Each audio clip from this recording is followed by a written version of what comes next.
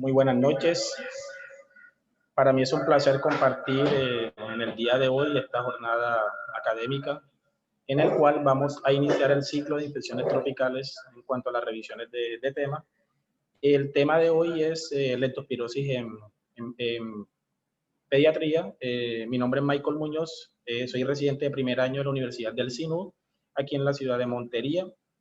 Entonces, pues damos al inicio. No sé si alguien me da la retroalimentación de si me están escuchando bien y me ven bien. Sí, Duki, me estamos escuchando bien. El audio sí es bueno, el audio. Sí, el audio Ya, está bastante bien. Ok, entonces seguimos con la presentación. Déjame un segundo. Ok, entonces el tema a tratar, como les había mencionado, es leptospirosis y los subtemas o lo que vamos a tratar en la noche de hoy en la jornada es la definición, la historia, hablar algo sobre el patógeno, el origen y la denominación, epidemiología, las formas de transmisión de la enfermedad, factores de riesgo, patogenia, clínica, estudios diagnósticos, tratamiento y algo sobre conclusiones. Entonces vemos que esta es una enfermedad bastante prevalente en nuestro medio, ya que nos encontramos en la zona tropical, en la zona del Caribe.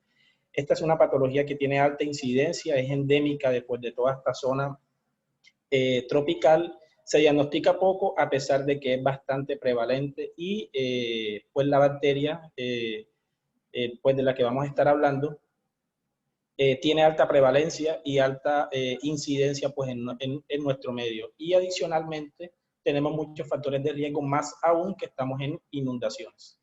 Y en época de lluvia, que es cuando se aumenta la incidencia o aparecen los picos epidemiológicos de esta enfermedad. Hablando algo sobre la historia, vemos que en 1986 el doctor Wales en Alemania hizo la primera descripción de la enfermedad.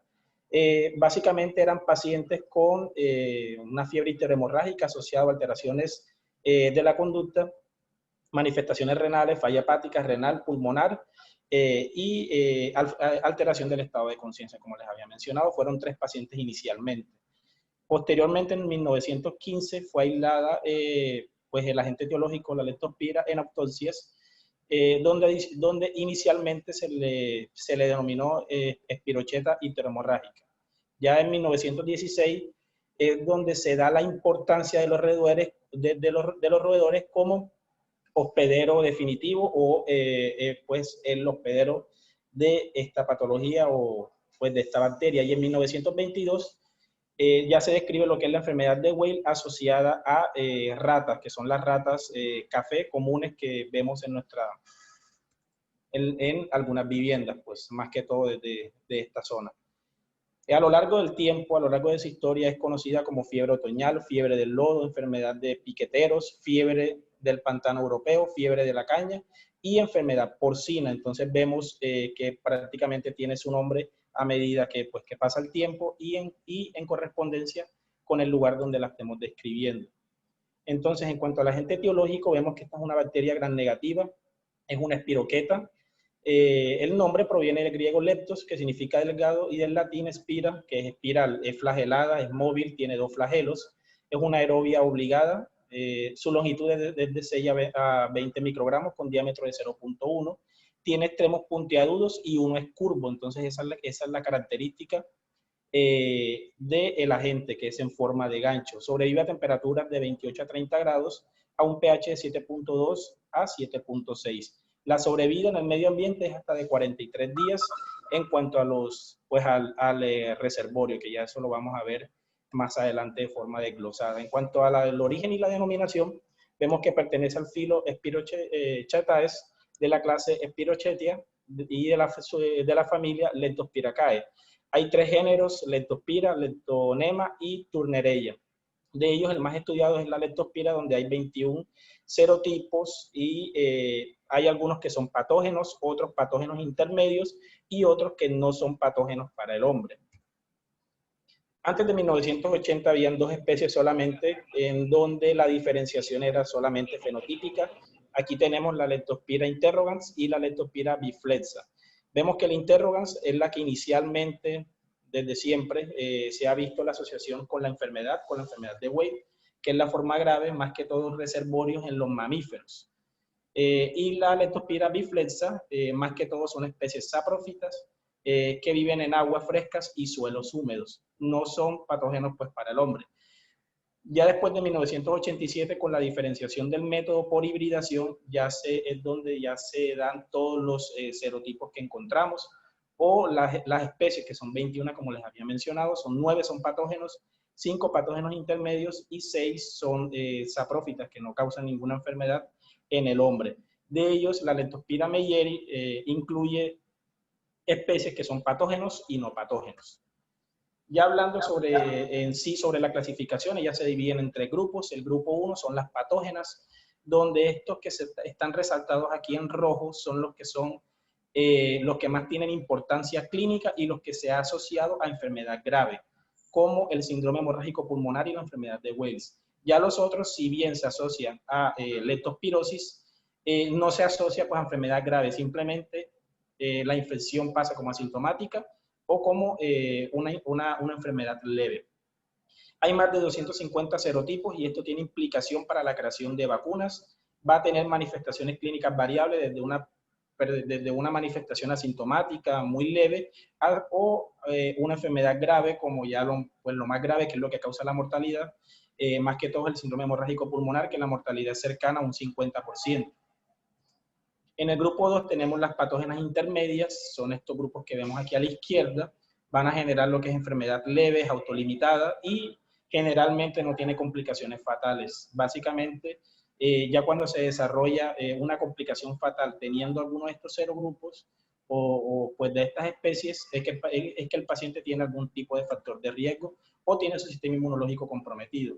Y en el grupo 3 tenemos las que son saprofíticas.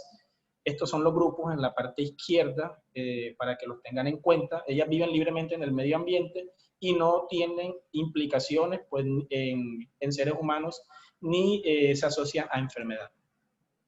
En cuanto a la epidemiología, vemos que es una enfermedad endémica en el mundo. Tiene picos de epidemia cuando hay inundaciones o cuando las condiciones climáticas le son favorables, más que todo cuando son aguas estancadas y en las inundaciones. Tiene una incidencia máxima, como les había dicho, en estaciones de lluvia en regiones tropicales y en el Caribe, y es alta la incidencia y las implicaciones para las personas en cuestiones en países en vía de desarrollo, más que todo por las viviendas mal acondicionadas, que es, como vamos a ver más adelante, un factor de riesgo para que se generen picos de epidemia en esta enfermedad. La región del África tiene una prevalencia más o menos de 96 por cada 100.000 habitantes. Es la región que más tiene. Esta es el África subsahariana, pues que tiene clima tropical.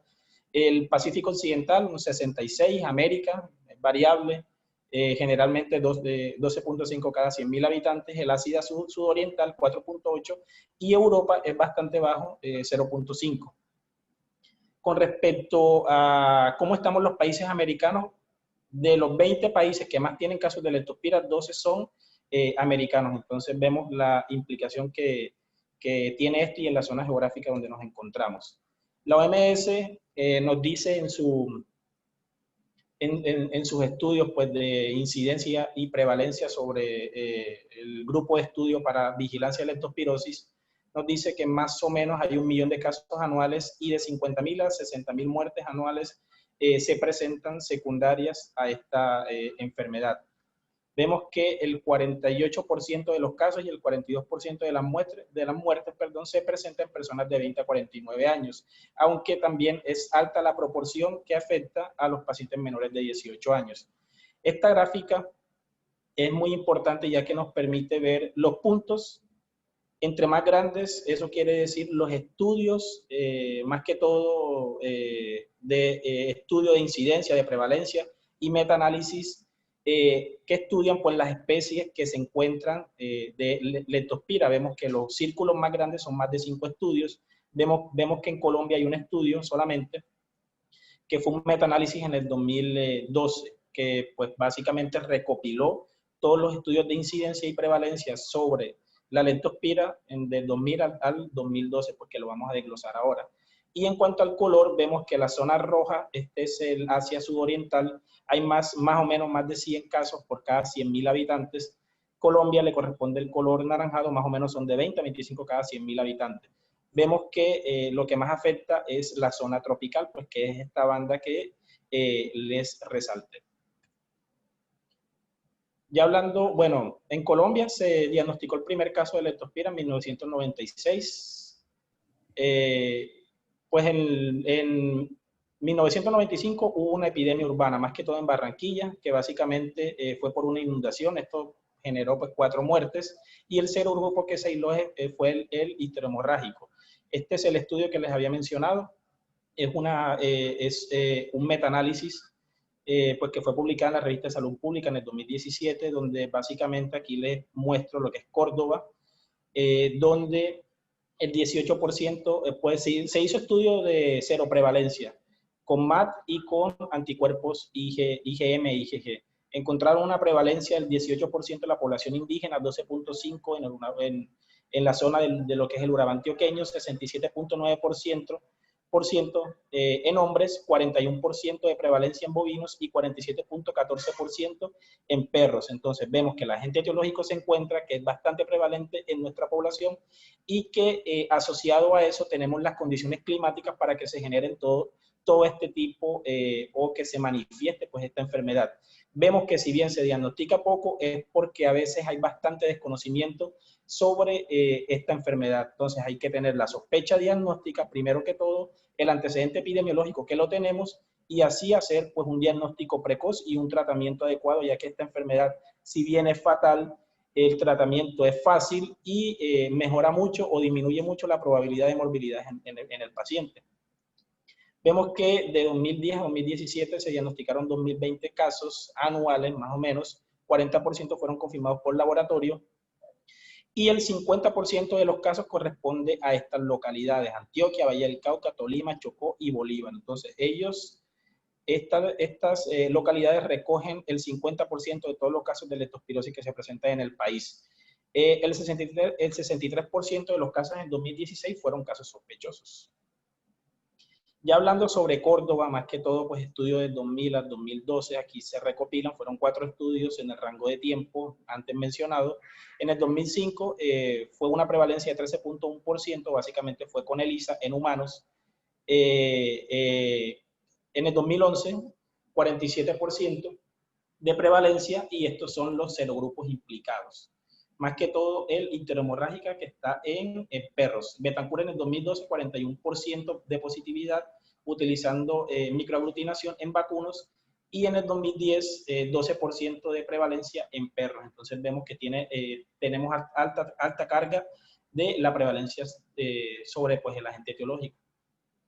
Es un evento de notificación obligatoria en Colombia desde el año 2007.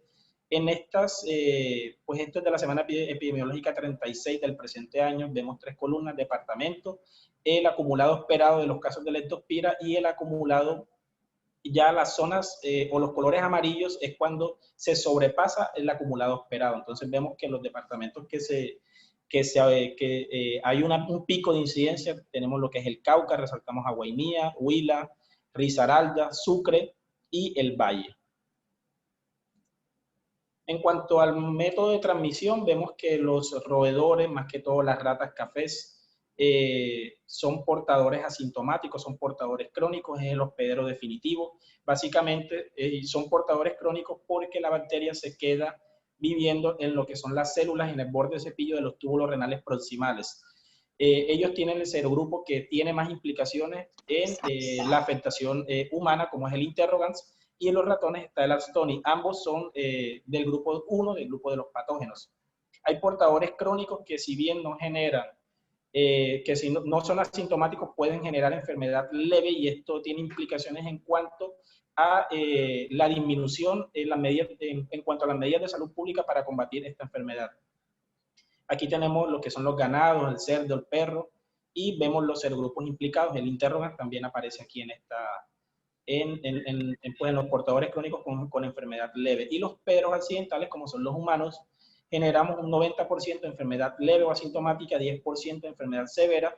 El contacto o la transmisión de humano a humano es bastante rara, pero se ha descrito que por lactancia materna se podría transmitir la enfermedad. Hay alguna serie de casos que reportan esto, pero esto todavía no está tan confirmado. En cuanto a los factores de riesgo, vemos que hay dos tipos de contacto. Un contacto directo, que básicamente son personas que tienen o que trabajan en contacto pues, con los animales que son portadores crónicos, más que todo, de la enfermedad. Aquí tenemos los veterinarios, trabajadores del campo, carniceros, cazadores, es decir, contacto directo inicialmente pues, con la fuente. Y el contacto indirecto es cuando tenemos exposición al medio ambiente donde se encuentra la leptospira, pues que lo generó o lo inoculó un portador crónico por medio de la orina, es lo clásico. Aquí tenemos la exposición a suelo húmedo, agua y exposición ocupacional, también en las personas más que todo del campo y también actividades de ocio. Bueno, esta imagen es bastante clásica, es para definir el modo de transmisión. Hay más o menos tres métodos. Uno es la inoculación por lesiones o heridas en solución de continuidad de la piel. Otro es por la inoculación de la bacteria en la mucosa nasal y también se ha descrito la transmisión inhalatoria también por la mucosa nasal. En la mucosa no es necesario que haya solución de continuidad o alguna herida, ella penetra pues, por la misma, y ya en la piel sí tiene que haber una solución de continuidad. Entonces vemos que en un lago pues tenemos el medio ambiente, aquí tenemos pues agua que es contaminada con la orina de los hospederos crónicos, aquí tenemos los roedores, los venados pues que orinan, contaminan el agua y esa es la que va a tener contacto con la piel o con las mucosas y es donde se va a generar la infección. Entonces vemos que, pues, que los perros y las ratas son los que más tienen la proporción o causa sobre el modo de transmisión de esta enfermedad, y las actividades de ocio, pues que básicamente son clásicas y es por medio de la cual se transmite. Esta imagen también es para definir los factores de virulencias de la bacteria. Vemos que tiene muchos factores. Esto es un corte de la membrana. Lo clásico o lo que es más inmunogénico es el lipopolisacárido, que es característico de las bacterias gram negativas. Tenemos que también tiene proteínas de membrana, más o menos 260, el OMPL, que se encuentra en la membrana externa. Tenemos el LIC, que es similar a la inmunoglobulina, el LEN, que es similar a la endostatina, y el LSA, que es una molécula de adhesión. Básicamente, esto es el tejido conectivo, de tanto, pues tiene muchos factores de virulencia, bastantes proteínas y enzimas que le ayudan a lo que es escaparse del sistema de complemento y al sistema inmune. Básicamente se va a unir a lo que es la laminina, la fibronectina, la elastina y el colágeno, donde va a generar una adhesión total, y por eso es que en algunos pacientes se convierte en cronicidad y aparte evade el sistema inmune, pues generando también subsecuentemente una tormenta de citoquinas en el 10% de los pacientes. Bueno, esto es para definir básicamente cuál es la diferencia entre la infección en humanos y la infección en roedores, que es la forma crónica. Ambos tenemos dos tipos de receptores, estos son los Toll-like receptores, el tipo 2 y el tipo 4, con el cual podemos definir, esto más que todo el sistema inmune innato. Ellos van a lo que es a estar en busca del lipopolisacárido, entonces ellos van a estar en busca de los patrones asociados a patógenos por medio del Toll-like receptor tipo 2 y tipo 4. ¿Cuál es la diferencia entonces entre el ratón y el humano? ¿Por qué el ratón o el roedor tiene una enfermedad crónica y es asintomático, y por qué el humano tiene una enfermedad, puede generar una enfermedad grave? Sencillamente porque el roedor fagocita la bacteria por medio de los dos tipos de receptores, el Toll-like receptor tipo 2 y el tipo 4. ¿Qué va a generar esto? Que hay una fagocitosis de la bacteria con una destrucción en el citoplasma. Hay presentación de antígenos y se da lo que es la respuesta adaptativa a la infección. En los humanos, ¿qué pasa? Que si bien lo detectamos con el Toll-like receptor tipo 2, no tenemos una fuerte asociación con el Toll-like receptor tipo 4, lo que va a hacer es que fagocitemos la bacteria, pero no hay una destrucción en el interior del citoplasma. Entonces la bacteria va a terminar destruyendo la célula y es donde se va a generar toda la respuesta inmune, que cuando es disregulada es cuando el paciente presenta la enfermedad grave. Esto va a generar una tormenta de citoquinas, aumento de prostaglandinas y óxido nítrico como enfermedad, pues como un cuadro de sepsis. En esta imagen, pues aquí tenemos las dos formas de presentación de lo que es la enfermedad. Tenemos en las personas, que es el 90% de los casos, puede generar una enfermedad lo que es asintomática o enfermedad muy leve, que básicamente va a haber un pico aumentado inicialmente de lo que son las inmunoglobulinas inflamatorias como la 10 y el factor de necrosis tumoral alfa, y se van a mantener elevadas en el transcurso de la primera semana. Va a haber una regulación adecuada entre lo que son las citoquinas inflamatorias y las antiinflamatorias. Esto va a generar una homeostasis en el sistema inmune y básicamente hay un decremento pues, o disminución de la leptospiremia. Puede haber una colonización renal en estos pacientes, pero no tiene síntomas, o si los tiene, pues genera una enfermedad muy grave. Les recuerdo, este es el 90% de los casos, más que todo en los hospederos definitivos y en los humanos, pues que tengan la enfermedad leve. Ya la leptospirosis severa es en el 10% de los casos. ¿Qué pasa? Que no haya un aumento inicial alto de inmunoglobulina, sino que va a haber un aumento leve, pequeño y sostenido en el tiempo de pues las inmunoglobulinas que le mencioné anteriormente. Entonces no va a haber ese pico inicial, sino que va a haber un pico lento. O sea, no va a haber un pico, sino que va a haber un crecimiento lento de estas inmunoglobulinas. Va a haber una disregulación en cuanto a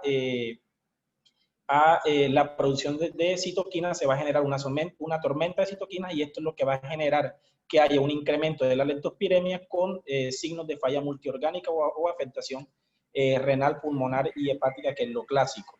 ¿Qué se va a generar en el 10% de los pacientes? Una inmunoparálisis que va a producir lo que es edema endotelial, va a aumentar la permeabilidad de la misma y va a aumentar lo que es la perfusión o la extravasación al tercer espacio, y va a generar algo que se llama sepsis laico o enfermedad pues asociada a sepsis, que más que todo es la bacteremia por el patógeno. Como les había comentado, va a generar falla multiorgánica con clásicamente afectación renal, hepática y pulmonar.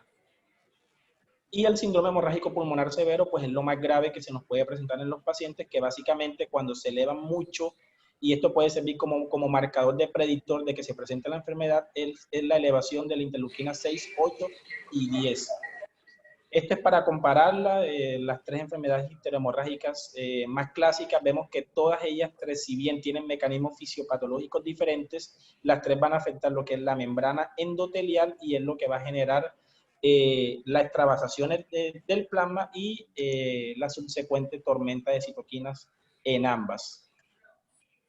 Entonces vemos que el periodo de incubación, lo clásico es de 7 a 10 días, es el pico, pero puede ser tampoco como 30 días, hasta 90 días se ha descrito. Inicialmente hay una leptospiremia, que básicamente es por la diseminación hematógena. Esta se une al endotelio vascular, causa edema, causa vasculitis, extravasación de líquido, como les había mencionado, y se puede presentar daño multisistémico. Y esos pacientes, pues generalmente, secundario a eso, generan insuficiencia cardíaca y renal, y muchas veces terminan en diálisis. Vemos que hay varios tipos de presentación de la enfermedad. Una es subclínica, enfermedad sistémica leve y enfermedad grave, que básicamente es por la seroconversión que diagnosticamos a los mismos. Vemos que pues en adultos y en niños, clásicamente, como les había mencionado, 90% son síntomas generales autolimitados y 10% las formas severas, que se puede presentar como falla multiorgánica, síndrome de Weil o síndrome de hemorragia pulmonar severa. Aquí lo hemos clasificado en semanas de presentación de la enfermedad. Básicamente es un periodo de incubación, después viene un periodo clínico, que es la etapa febril, después viene la etapa inmunológica y posteriormente viene la etapa de convalecencia. En la semana 1 está en la fase aguda, se llama la fase leptospirémica, donde básicamente podemos hacer el diagnóstico por seroconversión.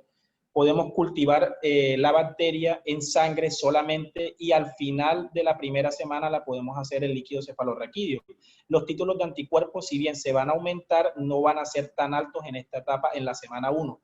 Por eso el diagnóstico por medio de anticuerpos o microaglutinación se hace después de la primera semana, generalmente después del 5.º día. Podemos encontrar la bacteria en sangre, en líquido cefalorraquídeo y en orina, inicialmente en sangre, y ya después de la primera semana ya se presenta más que todo en orina.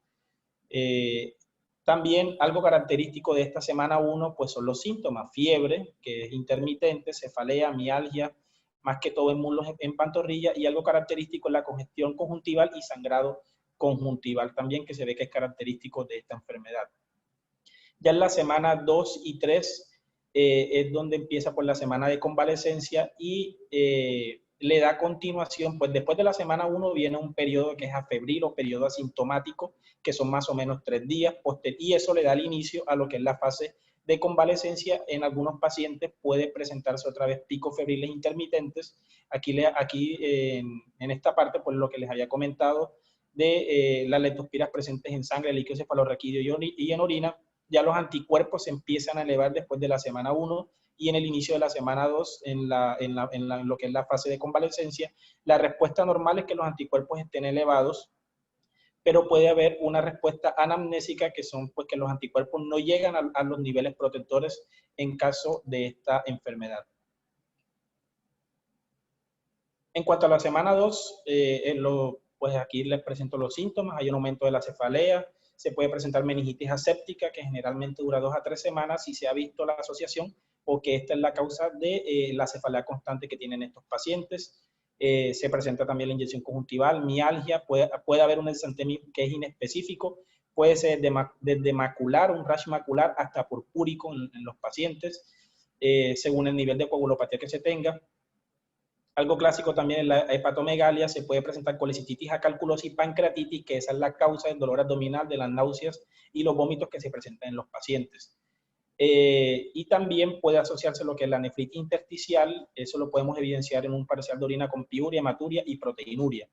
Ya es la evolución natural de la enfermedad. En algunos pacientes puede presentarse la forma crónica con uveitis y nefritis intersticial.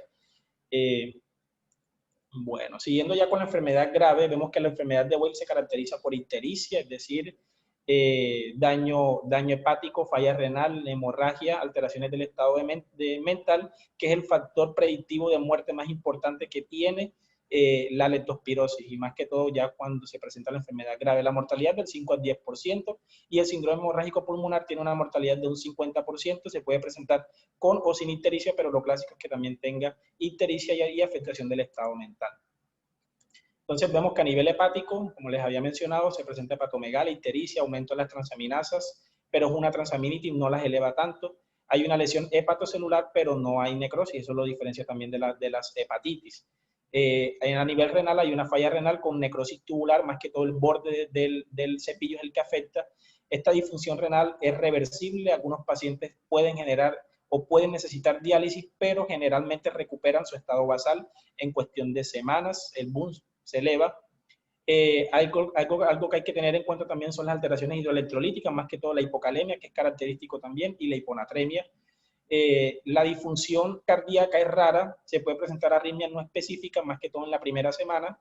De secundario, lo que es insuficiencia cardíaca congestiva, miocarditis y la vasculitis que les había mencionado. Y los pacientes pueden tener afectación pulmonar que puede ir desde dificultad respiratoria, pasando por insuficiencia respiratoria, hasta una hemorragia alveolar masiva. A nivel del sistema nervioso central, entonces podemos presentar meningitis aséptica, hemorragia subaracnoidea, peripapilar y subdural, y a nivel hematológico, trombocitopenia, pueden haber hemorragias en piel, mucosas y tracto gastrointestinal, y hemólisis secundaria, pues al daño que le hace la bacteria por los factores de virulencia hacia la membrana del eritrocito. Aquí vemos la radiografía clásica, un síndrome de hemorragia pulmonar grave por leptospirosis. Vemos el edema reticulonodular, infiltrados algodonosos con borramiento de ángulos costofrénicos y cardiofrénicos, que es característico también de esta forma de presentación. En cuanto al diagnóstico, vemos que si bien se puede realizar diagnóstico por cultivo, tiene una especificidad del 100%, pero tiene una baja sensibilidad, es bastante costoso, no todos los lugares pues tienen los equipos para realizar el cultivo, son medios especiales, el crecimiento es bastante lento, puede ser incluso 2-3 meses el crecimiento de este patógeno. Ventaja, pues que ofrece evidencia definitiva sobre el diagnóstico de la enfermedad, pero es lento y requiere bastante experiencia. Se puede hacer microscopía de campo oscuro, que básicamente necesita un 10 a la 4 de bacterias por mililitro para generar algo después de sensibilidad. No tiene tanta especificidad porque hay confusión con fibras proteicas. La ventaja que ofrece es un diagnóstico rápido y sencillo, pero tiene el inconveniente de que es poco fiable y también requiere confirmación. Ya la OMS pues, nos dice que lo esencial en cuanto al diagnóstico o cómo debemos realizarlo por la facilidad es por detección de anticuerpos, ya sea por microaglutinación o por análisis de inmunoabsorción, más que todo la IgM, por medio de ELISA. Ambos tienen una sensibilidad mayor del 90%, con especificidad también mayor del 90%. El MAP es el patrón de referencia de la OMS y es aplicable tanto a diagnósticos como es aplicable al diagnóstico tanto en humanos como en animales. Bueno, en cuanto al cultivo, el cultivo se utiliza en medio de Fletcher o el cultivo EM Johnson Harris. Aquí vemos que el crecimiento lento hasta 16 semanas, pero incluso hasta 3 meses. Este cultivo es positivo después del tercer día y en sangre máximo hasta los 10 días del inicio de los síntomas. En orina a partir de los 7 días y se puede cultivar pues todo lo que sea susceptible de cultivo, sangre, líquido cefalorraquídeo, biopsia y orina. Ya hablando pues de los anticuerpos, pues que es lo que más nos va a servir para el diagnóstico, es lo que tenemos a la mano. Vemos que inicialmente se piden títulos de anticuerpo IgM después del día quinto, es decir, en la fase aguda de la enfermedad, en la fase febril. Es positivo en sangre, líquido cefalorraquídeo, orina y biopsia pues es negativo. Y si nos sale positivo el anticuerpo IgM, inmediatamente tenemos que hacer o solicitar una microaglutinación. Y también, obviamente, pues, por lo que les comenté, también se solicita en la fase aguda, pero posteriormente a que nos salga positivo el IgM. Y posteriormente se esperan 2 semanas, 15 días y se repite la segunda muestra, tanto de IgM como de MAT, ya que el diagnóstico es por cero conversión, con títulos, ¿ya?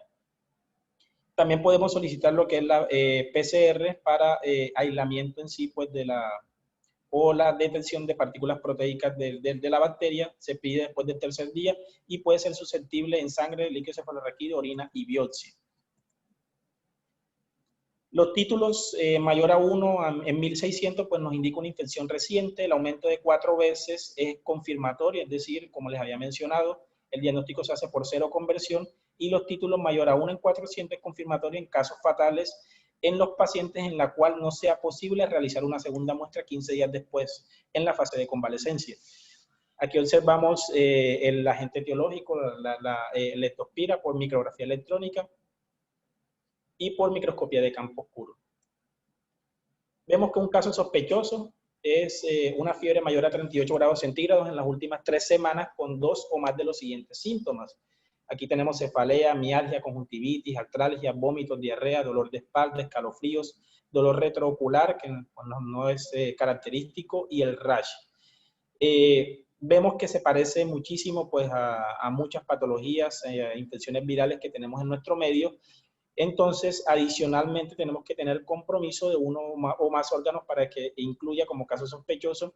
El paciente debe presentar lo que es ictericia, falla hepática, falla renal, trastornos hematológicos o encefalopatía. A esto, inicialmente, hay que hacer una buena anamnesis para evidenciar los factores de riesgo epidemiológicos y de salud pública que tenga el paciente para que configure como caso sospechoso. Adicionalmente, como les había mencionado, entonces debemos hacer énfasis si el paciente ya tiene contacto lo que es en ocio o contacto ocupacional. Entonces tenemos que el caso sospechoso ya se confirma cuando hay una seroconversión en muestras de MAT. Esa seroconversión, como les había mencionado, es 1 en 4, pues el aumento de 4 títulos con respecto al inicial. En los casos fatales, ya les mencioné, 1 en 400. Se puede hacer el cultivo en sangre, orina o líquido cefalorraquídeo tomado siempre antes del tratamiento antibiótico y se pueden realizar pruebas moleculares como es el diagnóstico por PCR.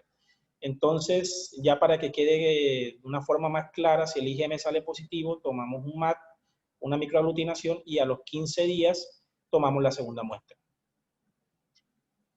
Muchas veces no podemos confirmar los casos por clínica ni por diagnóstico de laboratorio, pero podemos hacerlo por nexo epidemiológico. En un paciente sin posibilidad de toma de muestras, esto es a partir de los casos confirmados por laboratorio, siempre tiene que haber asociación en persona, tiempo y lugar con casos confirmados, y siempre, pues, para hacer el diagnóstico por ese epidemiológico tenemos que tener la exposición a la misma fuente de infección que el caso índice.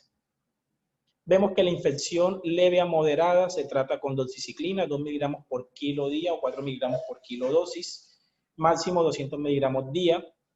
En alguna literatura pues nos menciona que está contraindicado en menor a 8 años, pero ya los últimos estudios nos indican que la doxiciclina no es tóxica y es segura para los pacientes menores de 8 años. La amoxicilina, 50 miligramos por kilo día, se divide en 3 dosis, máximo 500 miligramos por dosis. Acitromicina, 20 miligramos por kilo, dosis única diaria en el día 1, y 10 miligramos por kilo día en los otros 2 días siguientes. También se puede dar 10 miligramos el primer día y 5 miligramos por kilo día los siguientes 4 días en un ciclo de 5 días, pero tiene la misma efectividad que el ciclo de 3 días a dosis más altas. Y la infección grave se trata con penicilina G de 200.000 a 250.000, incluso hasta 300.000 unidades por kilo día, y se divide en 4 a 6 dosis, máximo 12 millones de unidades día. Y ceftriaxona de 50 a 75 miligramos por kilo día, máximo 1 gramo por kilo dosis. El tratamiento de la enfermedad es de 7 a 10 días. En muchos pacientes, en alguna literatura, pues nos muestra que del 40 al 50% se puede presentar lo que es la reacción de Harish, que básicamente es dado por las espiroquetas. También se ve en lo que es la sífilis, y en los pacientes que tienen mejoría, cuando le iniciamos el tratamiento antibiótico, hay una exacerbación de los síntomas, que básicamente es secundaria lo que es a liberación de exotoxinas y citoquinas por la destrucción de la bacteria. Esto ocurre principalmente en las primeras 3 horas y es secundaria generalmente a los betalactámicos. Tiene una duración menor a 24 horas y en algunos pacientes puede ser fatal, requiriendo incluso soporte hemodinámico y soporte respiratorio, pero generalmente no deja secuelas. Otras intervenciones que podemos utilizar en enfermedad grave, como les había mencionado al principio de la charla, algunos pacientes pueden requerir diálisis, pero generalmente recuperan su estado basal y no genera secuelas. Importante descartar la hipocalemia en los pacientes, que se puede presentar en una alta proporción en los pacientes. Puede requerir uso de plasmaferesis, ciclofosfamida y corticoides por la tormenta de citoquinas, pero esto está en estudio, pues todavía no está tan indicado en las guías. Y la transfusión de plaquetas cuando se presenta un síndrome hemorrágico, ya sea pulmonar, pues, o una hemorragia masiva cuando tiene menor a 50.000 plaquetas. Ya en la profilaxis vemos que esto tiene indicación básicamente en las zonas endémicas, cuando se asocian otros factores de riesgo como inundaciones. Vemos que solamente es para pacientes que viajan a estas zonas o que estén expuestos constantemente a estos factores de riesgo. Se utilizan mayores de 8 años la doxiciclina, aquí pueden observar las dosis, son 200 miligramos semanales mayores de 12 años y 100 miligramos semanal en los pacientes de 8 a 12 años. Y en los menores de ellos podemos utilizar amoxicilina a las dosis que vemos correspondientemente acá. En cuanto a la prevención, lo que más tiene efecto en cuanto al control de las medidas de salud pública en los pacientes es no andar descalzos por las zonas que probablemente esté contaminado, pues utilizar zapatos cerrados, o si tenemos lesiones en los pies, pues no visitar este tipo de zonas, y también evitar el contacto con animales enfermos en el hogar. Eso es lo que más tiene o lo que más ha disminuido la incidencia o prevalencia de esta enfermedad. Vemos que en los pacientes con riesgo ocupacional, del uso de la profilaxis, evitar pues ir a las zonas que probablemente estén contaminadas, hacer control de los roedores en el hogar. Si tenemos personas que tengan riesgo ocupacional, pues que usen sus medidas de protección, como las monogafas o las botas. Y en cuanto a la vacunación, vemos que tiene un inconveniente que es cero específica, solamente para un serotipo, pero ya vimos que hay más de 250 serotipos y que hay 21 que son patógenas, pero solamente las últimas vacunas solamente se están centrando en lo que es la L interrogans, la interrogans, que es la que más causa la enfermedad grave, que es lo que se quiere prevenir, o la medida primaria pues para prevenir con la vacunación.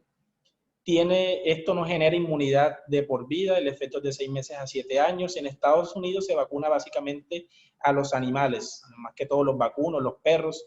Previene la enfermedad, pero no la infección ni la colonización renal en los roedores. En Francia y en Japón, en cambio, Se aplica a humanos con exposición laboral u ocupacional, o también en los pacientes o en las personas que viven en las zonas de alto riesgo y que haya inundaciones o época de lluvias. Ellas utilizan lo que es la interrogans en subserotipo interhemorrágica. Se da una dosis inicial, 2 dosis de refuerzo con una revacunación cada 2 años, pero más que todo en los trabajadores ocupacionales que tengan factores de riesgo. Estos son los nombres de las vacunas, BATS, Spiral y Spirolev. Tiene una eficacia cuestionada y tiene una alta proporción de efectos adversos importantes, más que todo náusea, vómitos, dolor abdominal. Son efectos gastrointestinales. Entonces, por eso no es que ha tenido mucha eficacia en cuanto al uso generalizado de la vacuna. Bueno, una serie de conclusiones pues que les recalqué para tener en cuenta. Es una zoonosis de distribución mundial y básicamente nosotros somos zona endémica con picos de epidemia y hay que tenerlo en cuenta, ya que lo que no se sospecha o lo que no se conoce, pues obviamente no se diagnostica y por eso hay un diagnóstico bajo, a pesar de que la prevalencia es bastante alta en nuestro medio. La leptospirosis se mantiene en la naturaleza por la infección renal crónica en los animales portadores. Los brotes aparecen generalmente después de los episodios de lluvia. Es necesario un nivel alto de sospecha con base a la exposición epidemiológica pues, que se tenga, los factores de riesgo de las personas. La estrategia preventiva más eficaz es reducir el contacto directo con animales de riesgo, pero como les mencioné, la que más influye es evitar el contacto con animales enfermos en el hogar y el control de roedores. La clínica es variable, muy parecida a otras enfermedades interhemorrágicas, y el tratamiento es sencillo y trascendental y disminuye mucho la morbilidad y el desenlace fatal de los pacientes.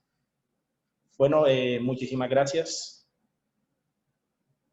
No sé si hay preguntas.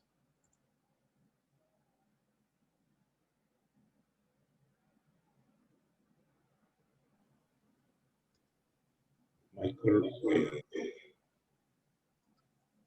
¿me escuchas, Michael?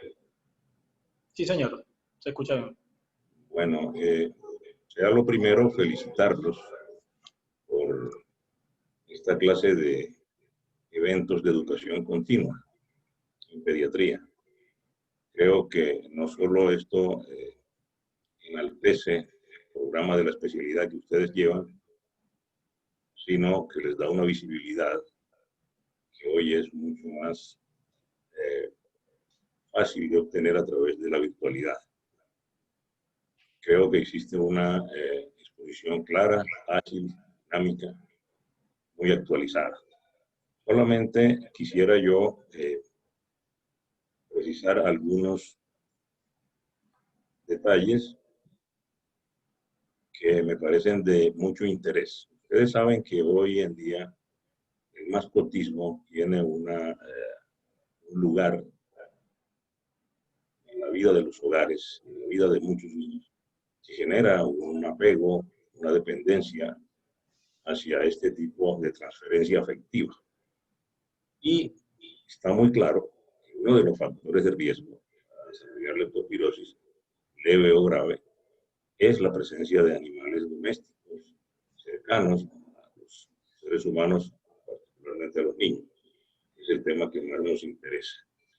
Entonces, sí sería bueno agregarle a estas charlas, estas conferencias, ese aspecto relacionado con zoonosis como esta, que tienen una gran importancia epidemiológica, como lo dejaste claro al principio. El otro punto que yo quisiera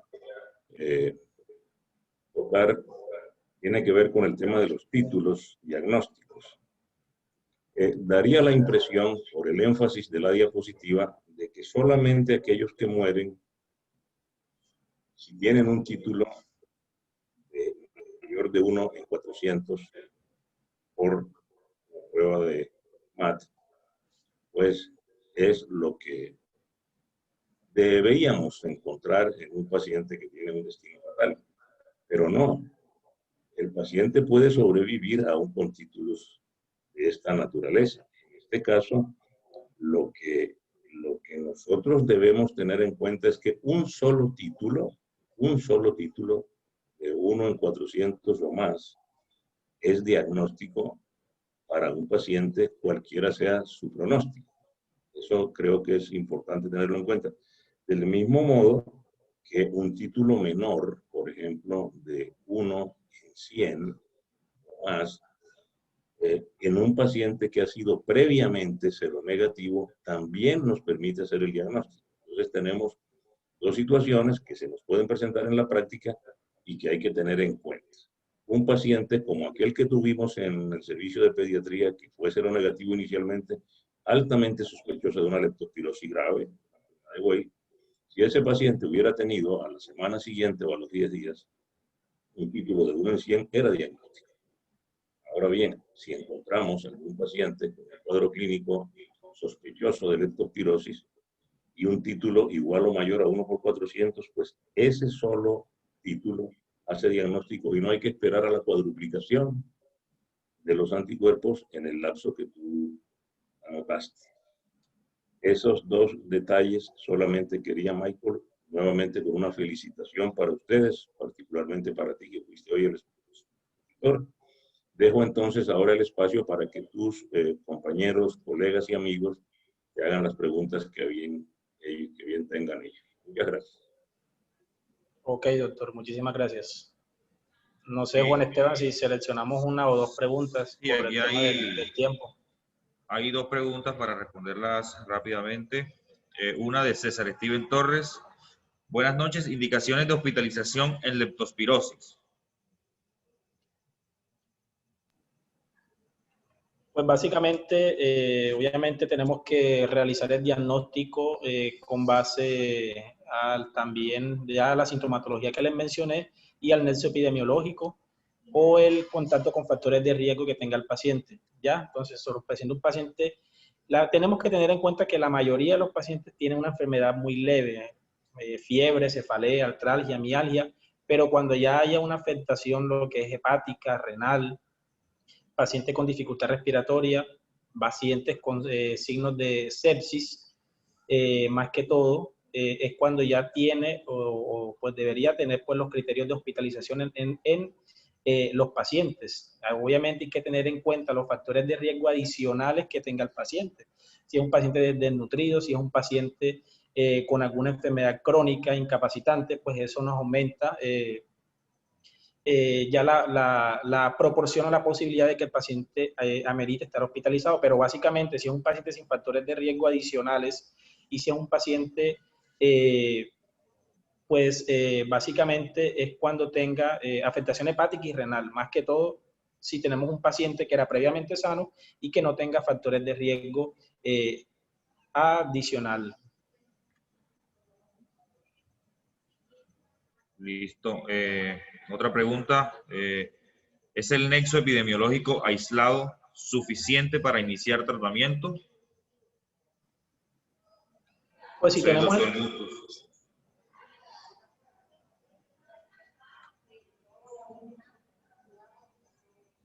obviamente el paciente tiene que presentarse con síntomas para iniciar el tratamiento, así tenga una enfermedad leve, ya que no sabemos por factores genéticos qué paciente puede presentar una enfermedad grave. Entonces tenemos que tener el nexo epidemiológico y adicionalmente el paciente tiene que estar sintomático.